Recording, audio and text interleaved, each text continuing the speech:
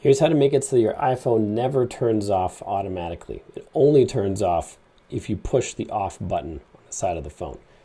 Go into your settings, scroll down until you find display and brightness. Tap on that. Scroll down until you find auto lock.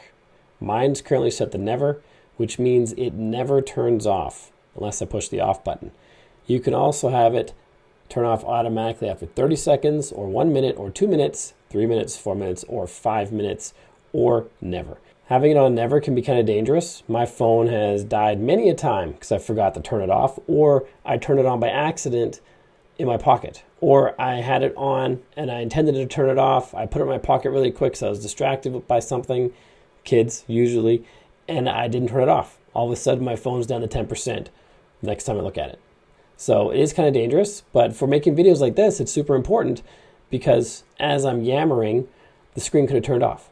So I have it mostly for video recording, but you can have it for other reasons. But 5 minutes is pretty long too. So pick the one that's appropriate to you, and this will help you adjust when your phone auto locks or if it does auto lock at all. If this video helped you, make sure you like and subscribe to let me know. Then check out the video on your screen right now, which is going to show you how to double your battery life on your phone. There are 6 settings that you need to adjust to maximize your battery life. So if you do have your phone on never auto lock and you forget it's on, having these other 6 settings set properly might make it so it doesn't die as quickly. Check out that video, it's on your screen right now, and I'll see you there.